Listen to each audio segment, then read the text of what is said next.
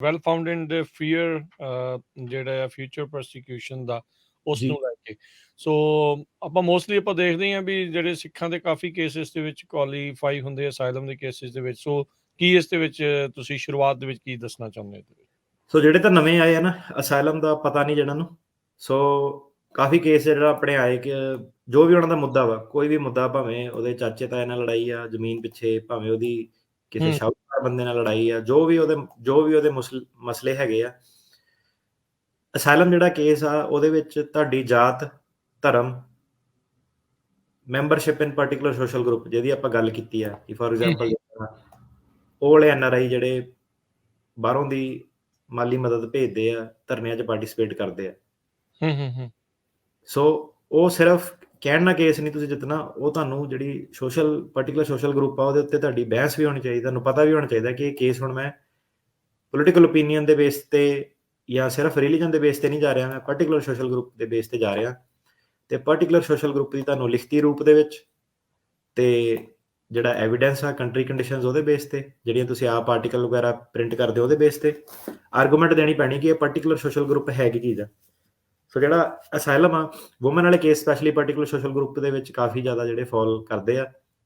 ਤੇ ਇਹ ਜਿਹੜੀਆਂ ਕੈਟੇਗਰੀਜ਼ ਹੈਗੀਆਂ 5, ਇਹਨਾਂ ਦੇ ਬੇਸ ਤੇ ਤੁਹਾਡਾ ਜਿਹੜਾ ਅਸਾਈਲਮ ਦਾ ਕੇਸ ਲੱਗਦਾ। ਮੇਨ ਜਿਹੜੀ ਹੁਣ ਸਿਰਫ ਜੇ ਕੋਈ ਆ ਕੇ ਕਹਿੰਦਾ ਕਿ ਮੇਰਾ ਪ੍ਰਾਪਰਟੀ ਸੀਗੀ, ਮੇਰੇ ਪਿੱਛੇ ਗੁੰਡੇ ਲੱਗ ਗਏ, ਉਹਦੇ ਕਰਕੇ ਤੁਹਾਡਾ ਜਿਹੜਾ ਕੇਸ ਆ ਅਪਰੂਵ ਨਹੀਂ ਹੋ ਸਕਦਾ। ਉਹਨਾਂ ਨੂੰ ਫਿਰ ਕਈ ਵਾਰੀ ਪੈਰਾਲੀਗਲ ਸਲਾਹ ਦੇ ਦਿੰਦੇ ਕਿ ਤੁਸੀਂ ਕਹਿ ਦਿਓ ਕਿ ਇਹਨਾਂ ਦੀ ਜੀ ਪੁਲਿਸ ਦੇ ਵਿੱਚ ਬੈਕਿੰਗ ਸੀਗੀ, ਪੁਲਿਸ ਵੀ ਇਹਨਾਂ ਦੇ ਨਾਲ ਆਈ ਸੀਗੀ, ਪਰ ਤੁਹਾਡਾ ਕੇਸ ਜਿਹੜਾ ਹੈਗਾ ਉਹਦਾ ਜਿਹੜਾ ਬੇਸ ਹੈਗਾ race, religion, nationality, particular social group ਜਾਂ ਪੋਲੀਟੀਕਲ ਓਪੀਨੀਅਨ ਹੋਣਾ ਚਾਹੀਦਾ। ਮਤਲਬ ਮੁੜ ਘੁੜ ਕੇ ਜਿਹੜੀ ਗੱਲ ਆ ਇੱਦਾਂ ਉਹਦੇ ਵਿੱਚ ਰਿਲੀਜਨ ਵਾਲਾ, ਪੋਲੀਟੀਕਲ ਓਪੀਨੀਅਨ ਵਾਲਾ, ਆਹ ਦੋ ਐਲੀਮੈਂਟ ਜਿਹੜੇ ਆ ਇਨਵੋਲਵ ਹੋਣੇ ਚਾਹੀਦੇ ਆ। ਜਾਂ ਫਿਰ ਪਾਰਟੀਕੂਲਰ ਸੋਸ਼ਲ ਗਰੁੱਪ ਦੇ ਵਿੱਚ ਜਿਹੜੇ ਵੀ SC, OBC, ਦਲਿਤ, ਚਮਾਰ, ਮਜਬੀ ਸਿੱਖ, ਇਹ ਸਾਰੀਆਂ ਜਿਹੜੀਆਂ ਕੈਟੇਗਰਾਈਜੇਸ਼ਨਸ ਹੈਗੀਆਂ ਇਹ ਪਾਰਟੀਕੂਲਰ ਸੋਸ਼ਲ ਗਰੁੱਪ ਦੀਆਂ ਹੈਗੀਆਂ।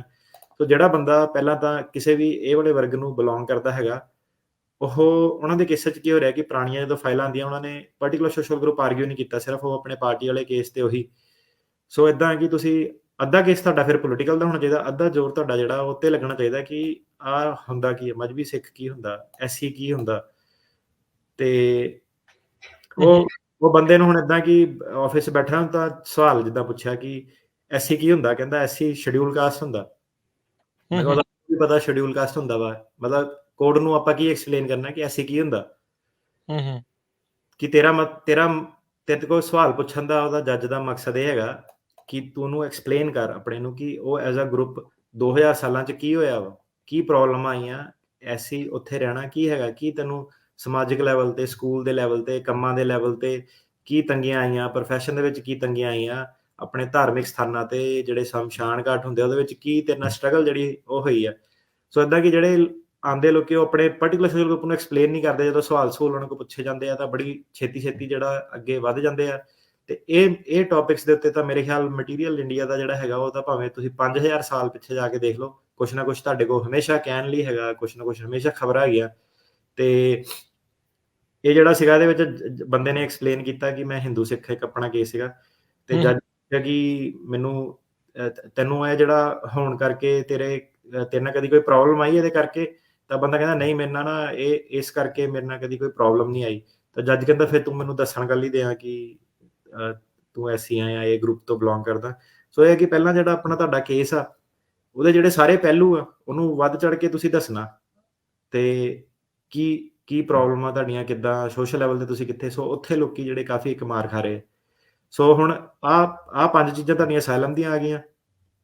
2 ਹੁਣ ਮੇਨ ਮੁੱਦੇ ਆ ਗਏ। ਮੰਨ ਲਓ ਤੁਸੀਂ ਕੁਆਲੀਫਾਈ ਕਰ ਗਏ ਕਿ ਰੇਸ, ਰਿਲੀਜਨ ਤੁਹਾਡੀ ਜੋ ਵੀ ਤੁਹਾਡੇ ਨਾਲ ਹੋਇਆ, ਜਿਹੜਾ ਅਸਾਈਲਮ ਦਾ ਕੇਸ ਆ ਉਹ ਬੰਦਾ ਜਿੱਤਦਾ well founded fear of future prosecution, ਮਤਲਬ ਕਿ ਫਿਊਚਰ ਦੇ ਵਿੱਚ ਵੀ ਤੁਹਾਡੇ ਨਾਲ ਜਿਹੜਾ ਨੁਕਸਾਨ ਉਹ ਕੀਤਾ ਜਾਊਗਾ, ਖਤਰਾ, ਧੱਕਾ। ਇਹ ਜਿਹੜੀ ਹੈਗੀ ਆ ਮੇਨ ਚੀਜ਼ ਆ ਕਿ ਹੁਣ ਤੁਹਾਨੂੰ ਜਾ ਕੇ ਪ੍ਰੋਬਲਮ ਹੈਗੀ ਆ ਕਿ ਨਹੀਂ ਹੈਗੀ। ਹੁਣ ਉਹ ਕਹਿੰਦਾ ਕਿ ਭਾਈ ਮੇਰੀ ਤਾਂ ਭਾਜੀ ਮੈਂ 2014 'ਚ ਆਇਆ ਸੀਗਾ, ਮੇਰੀ ਤਾਂ ਤਰੀਕ ਨਹੀਂ ਆਈ। ਸੋ ਤੁਹਾਡਾ ਕੇਸ ਟਾਈਮ ਦੇ ਨਾਲ ਵੀਕ ਜਿਹੜਾ ਪੈ ਜਾਂਦਾ ਕਿ ਉਦੋਂ ਜੋ ਵੀ ਪਾਰਟੀਆਂ ਸੀਗੀਆਂ ਉਹ ਕਹਿੰਦੇ ਆ ਹੁਣ ਪਾਵਰ 'ਚ ਨਹੀਂ ਹੈਗੀਆਂ, ਹੁਣ ਇਹਨਾਂ ਦਾ ਗੱਠਜੋੜ ਨਹੀਂ ਰਿਹਾ ਆਪਸ 'ਚ, ਹੁਣ ਨਵੀਆਂ ਪਾਰਟੀਆਂ ਆ ਗਈਆਂ। ਸੋ 2 ਚੀਜ਼ਾਂ ਆ ਗਈਆਂ, ਇੱਕ ਹੋ ਗਿਆ ਫਿਊਚਰ ਪ੍ਰੋਸੀਕਿਊਸ਼ਨ, ਇੱਕ ਹੋ ਗਿਆ ਪਾਸਟ ਪ੍ਰੋਸੀਕਿਊਸ਼ਨ। ਪਾਸਟ ਪ੍ਰੋਸੀਕਿਊਸ਼ਨ ਹੈਗਾ ਕਿ ਪਹਿਲਾਂ ਵੀ ਤੁਹਾਡੇ ਨਾਲ ਧੱਕਾ ਜਿਹੜਾ ਹੋਇਆ।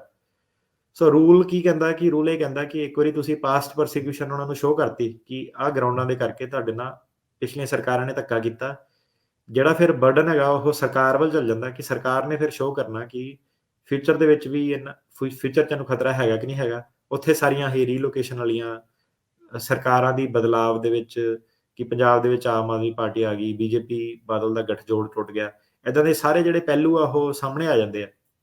ਜਿਹੜੇ ਲੋਕੀ ਆ ਉਹ ਜਾਂਦੇ ਆ ਕਿ ਮੇਰੇ ਦੋਸਤ ਦੀ ਇੱਦਾਂ ਇੰਟਰਵਿਊ ਹੋਈ ਸੀ, ਉਹਨੂੰ ਤਾਂ ਪੁੱਛਿਆ ਨਹੀਂ ਕੁਛ, ਮੈਨੂੰ ਵੀ ਕੁਛ ਨਹੀਂ ਪੁੱਛਣਾ, ਹੈ ਨਾ। ਸੋ ਇਹ ਹੁਣ ਸਰਕਾਰੀ ਵਕੀਲ ਤੇ ਆ ਕਿ ਉਹਨੂੰ ਇੰਡੀਆ ਦੀ ਪੋਲਿਟਿਕਸ ਬਾਰੇ, ਲੋਕਲ ਰੀਜਨਲ ਪੋਲਿਟਿਕਸ ਬਾਰੇ ਕਿੰਨਾ ਪਤਾ, ਕਿੰਨੀ ਮਿਹਨਤ ਉਹ ਲਾਉਣਾ ਚਾਹੁੰਦੇ ਆ। ਸੋ ਠੀਕ ਹੈ। ਉਹ ਸਿੱਧੇ ਹੀ ਸਵਾਲ ਜਿਹੜੇ ਸੀਗੇ ਸੁੱਟਦੇ ਆ ਕਿ ਕੀ ਪ੍ਰੋਬਲਮ ਆ, ਹੈ ਨਾ, ਪੰਜਾਬ ਦੇ ਵਿੱਚ ਹੁਣ ਤਾਂ 12 ਸਾਲ ਹੋ ਗਏ ਤੈਨੂੰ ਲੱਭਦੇ ਨੂੰ। ਸੋ ਜਿਹੜਾ well founded fear future persecution ਆ, ਉਹ ਆ ਚੀਜ਼ ਆ। ਸੋ ਇਹਦੇ ਬਾਰੇ ਆਪਾਂ ਡਿਸਕਸ਼ਨ ਕਰਨੀ ਹੈ ਕਿ well founded of future persecution ਜਿਹੜਾ ਹੈਗਾ ਤੁਹਾਨੂੰ ਕਰਨਾ ਕੀ, ਕਿਸ ਲੈਵਲ ਦੀ ਡਿਟੇਲ ਤੁਹਾਨੂੰ ਚਾਹੀਦੀ ਹੈ ਤੇ ਕਿੱਥੇ ਤੁਸੀਂ ਮਾਤ ਖਾਂਦੇ।